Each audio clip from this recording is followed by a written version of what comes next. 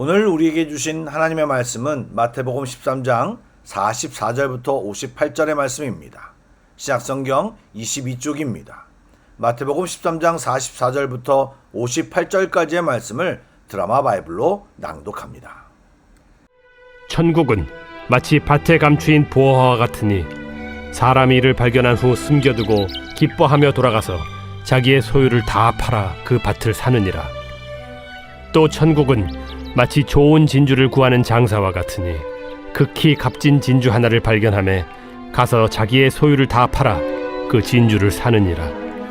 또 천국은 마치 바다에 치고 각종 물고기를 모는 그물과 같으니 그물에 가득함에 물가로 끌어내고 앉아서 좋은 것은 그릇에 담고 못된 것은 내버리느니라. 세상 끝에도 이러하리라. 천사들이 와서 의인 중에서 악인을 갈라내어 풀무불에 던져 넣으리니 거기서 울며 이를 갈리라. 이 모든 것을 깨달았느냐? 그러하오이다. 그러므로 천국에 제저된 서기관마다 마치 새 것과 옛 것을 그 곳간에서 내오는 집주인과 같으니라. 예수께서 이 모든 비유를 마치신 후에 그곳을 떠나서 고향으로 돌아가사 그들의 회당에서 가르치시니 그들이 놀라 이르되, 이 사람의 이 지혜와 이런 능력이 어디서 났느냐? 이는 그 목수의 아들이 아니냐? 그 어머니는 마리아, 그 형제들은 야고보, 요셉, 시몬, 유다라 하지 않느냐? 그 누이들은 다 우리와 함께 있지 아니하냐? 그런즉 이 사람이 이 모든 것이 어디서 났느냐? 하고 예수를 배척한지라.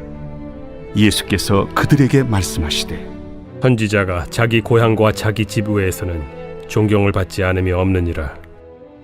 그들이 믿지 않음으로 말미암아 거기서 많은 능력을 행하지 아니하시니라.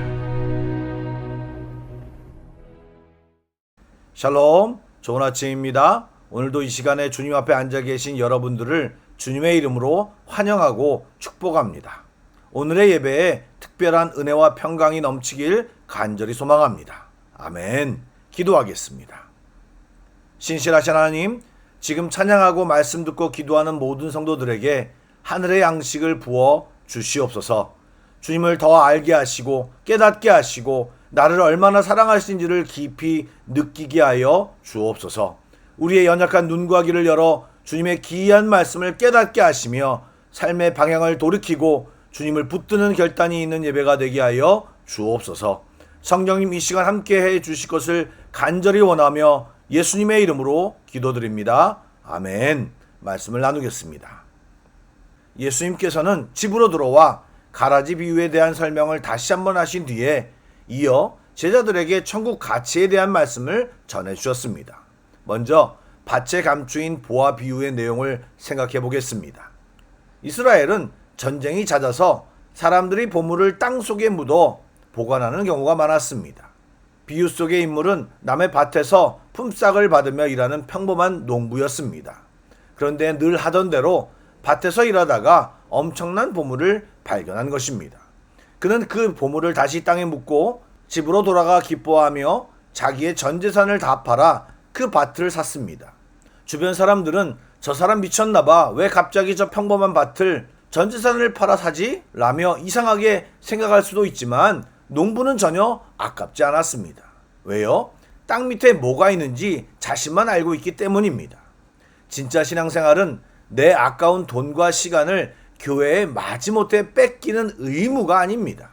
오히려 엄청난 보물을 가질 수 있기에 싱글벙글하며 올인을 하는 것입니다. 물론 세상 사람들은 이해하지 못하지만 더 엄청난 보물을 가졌기에 세상 사람들이 이해하지 못할 기쁨으로 내 삶을 다 드리는 것입니다. 또한 농부가 가지고 있었던 재산은 그동안 가장 아끼고 소중히 여기던 것이었을 것입니다. 그런데 보물을 얻기 위해 전 재산을 팔았다는 것은 이제 우선순위가 바뀌었다는 것입니다.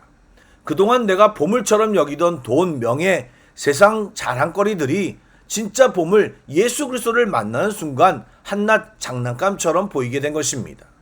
손해보는 거래 같지만 사실은 내 작은 손바닥 안에 가득 쥐고 있었던 알량한 것을 내려놓고 우주보다 크신 하나님 나라를 통째로 얻은 초대박 투자입니다. 여러분, 이런 믿음과 천국을 소유하고 계십니까? 이어 나오는 좋은 진주 비유도 비슷하지만 몇 가지 다른 것이 있습니다. 우선 밭에 감추인 보물 비유는 일하다가 우연히 보물을 발견한 사람의 이야기지만 좋은 진주 비유는 최고의 진주를 구하기 위해 눈을 크게 뜨고 평생을 찾아 헤맨 전문가의 이야기입니다. 우리 주변에는 인생의 참된 행복과 평안을 찾으려고 돈도 벌어보고 공부도 해보고 취미생활도 하며 방황하는 사람들이 많습니다. 이 비유는 그렇게 진리를 구하고 찾던 사람들이 마침내 예수 그리스도라는 세상에 단 하나밖에 없는 완벽한 진주를 만난 순간의 감격을 보여줍니다. 여러분, 이 사람은 흔한 진주 사이에서 자기 전 재산을 다 털어서라도 사야 할 만큼 귀한 진주가 있음을 알아보았습니다. 즉 제대로 된 안목이 그에게 있었다는 것입니다. 세상 사람들은 교회를 다니고 예수를 믿는 것을 미련하게 보거나 고작 하나의 종교생활 정도로 여깁니다. 또 어떤 사람은 연약해서 종교에 의지한다고 말하기도 합니다. 그러나 영적인 눈이 열린 성도는 예수님이 내 인생 전체를 걸어도 아깝지 않은 진짜 보배임을 알아봅니다.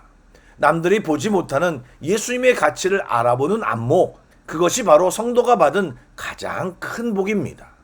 마지막으로 밭에 감추인 보화 비유와 마찬가지로 이 장사꾼도 극상품 진주를 사기 위해 자기 소유를 다 팔았습니다. 그가 팔아치운 재산은 쓸모없는 쓰레기가 아니라 그동안 그가 애지중지 모았던 나름대로 괜찮고 좋은 다른 진주들이었습니다. 여러분, 진짜 신앙생활은 단순히 나쁜 짓을 끊는 수준에 머물지 않습니다. 내가 그동안 인생의 자랑으로 여기던 내 커리어, 내 배경, 내 의로움조차도 예수님을 얻기 위해서라면 기꺼이 배설물처럼 여기고 내려놓는 위대한 포기이자 과감한 투자가 있어야 얻을 수 있는 것입니다. 귀 있는 자는 들을지어다. 아멘. 47절부터 나오는 금을 비유는 독특합니다. 여러분, 현재는 은혜의 시대이기에 수많은 사람들이 복음을 듣고 다양한 사람들이 교회에 있습니다. 복음의 문이 활짝 열려 있으니 그 누구도 밀어내지 않습니다. 그러나 심판대가 오면 물가로 끌어내어 좋은 것과 못된 것을 분리합니다. 어부가 물가에 앉아 아주 신중하고 철저하게 골라 좋은 것은 그릇에 담고 못된 것은 미련 없이 던져버립니다. 즉 엄정한 심판을 말하는 것입니다. 알곡과 가라지 비유와 비슷하지만 그 비유는 심판 때까지 인내로 잘 이겨야 함을 강조하였다면 금을 비유는 심판 때에는 피할 수 없는 최종 심판의 엄중함이 더 강조되어 있습니다. 마지막으로 곳간에서 새 것과 옛 것을 내오는 집주인 비유입니다. 앞선 비유들은 천국 비밀 그 자체를 설명했다면 이 마지막 비유는 이제 이 비밀을 알게 된 제자들이 어떻게 살아야 하는가를 말해줍니다. 지금 예수님은 제자들에게 이 모든 것을 깨달았냐고 물으셨고 제자들은 그렇다고 대답하였습니다. 그러자 예수님은 그들을 칭찬하시고 집주인에 비유하셨습니다. 구원을 단순히 나만 아는 비밀로 간주하고 숨겨두는 사람은 손님에 불과합니다. 그러나 이 비밀의 가치를 아는 사람은 손님을 대접하고 집안 식구들을 먹여 살려야 하는 넉넉한 책임감 있는 주인의 마음을 품게 됩니다. 여러분, 부유한 집주인의 창고에는 없는 것이 없습니다. 옛것은 구약의 말씀, 율법, 그리고 우리가 믿음 안에서 쌓아온 신앙의 전통과 연륜입니다. 새것은 예수 그리스도의 복음, 십자가의 은혜, 오늘 이 시간 새롭게 부어주시는 성령의 감동입니다. 영적으로 성숙한 사람은 옛 약속의 말씀을 굳게 붙잡으면서도 날마다 부어주시는 새로운 은혜를 조화롭게 누릴 줄 아는 사람입니다.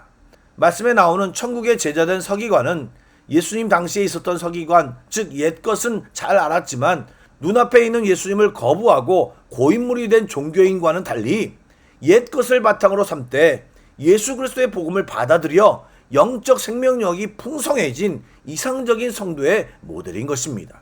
그리고 진짜 영적 부자는 쌓아두는 사람이 아니라 잘 꺼내어 대접하는 사람입니다. 절망에 빠진 이웃에게 곳간에서 위로와 소망의 말씀을 꺼내어 나누고 영적으로 나태해진 자에게는 권면과 경고의 말씀을 꺼내어 나누어 주는 것, 그것이 천국을 소유한 제자의 삶인 것입니다. 아멘. 이렇게 13장에 나와 있는 비유 7가지 내용이 다 소개되었습니다.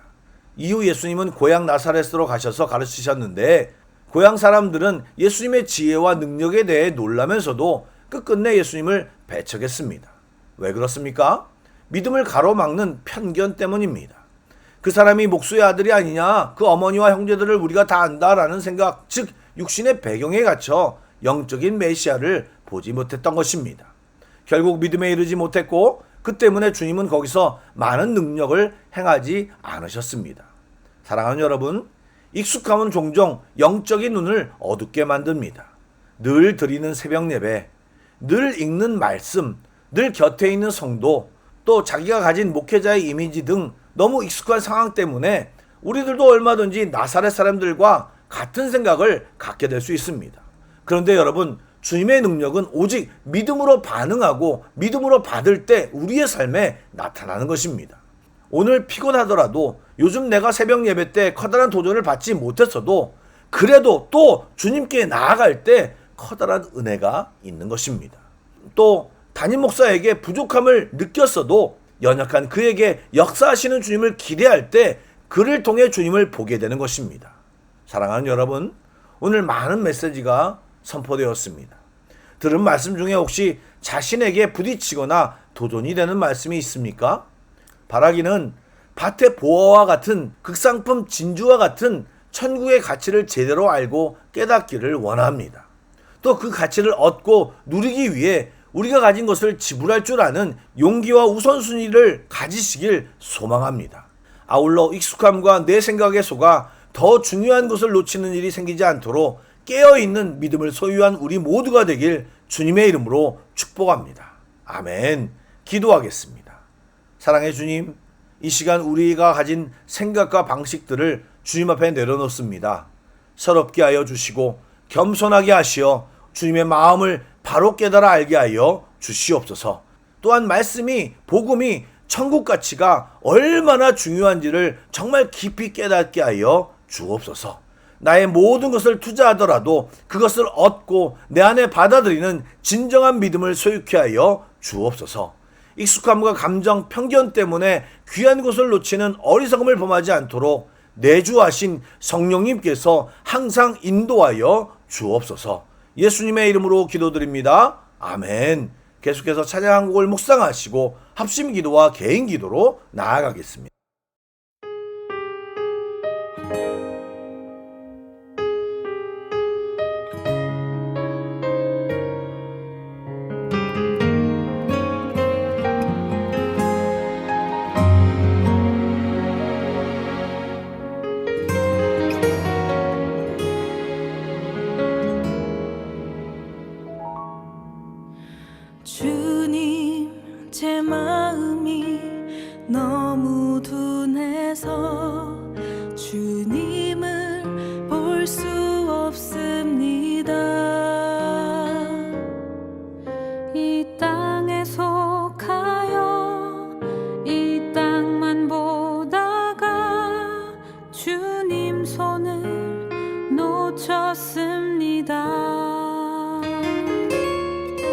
나는 나그네로 왔는데 왜 주저앉게 되었나.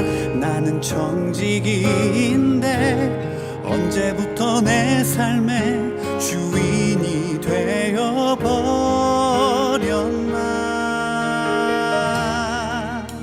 믿음이 없이는 기쁘시게 못하나니 고된 수고도 다 헛될 뿐이라. 믿음이 없어서 무너진 삶의 모든 자리에 다시 주님을 기다립니다.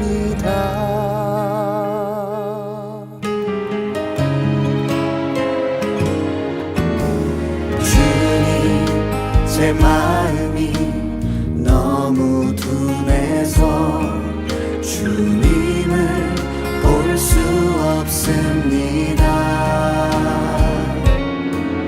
이 땅에 속하여 이 땅만 보다가 주님 손을 놓쳤습니다.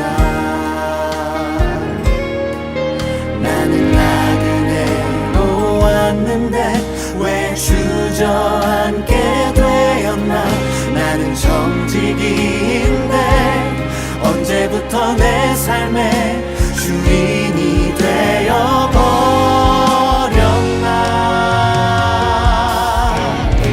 믿음이 없이는 기쁘시게 못하나니 고된 수고도 다 헛될 뿐이라.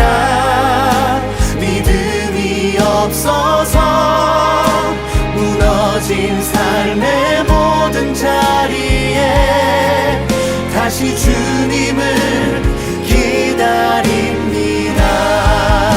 믿음이 없이는 기쁘시게 못하나니 주를 찾는 자 반드시 만나리. 믿음이 없어서 무너진 삶의 모든 자리에 다시 주님을 기다립니다. 다시 주님을 기다립니다. 다시 주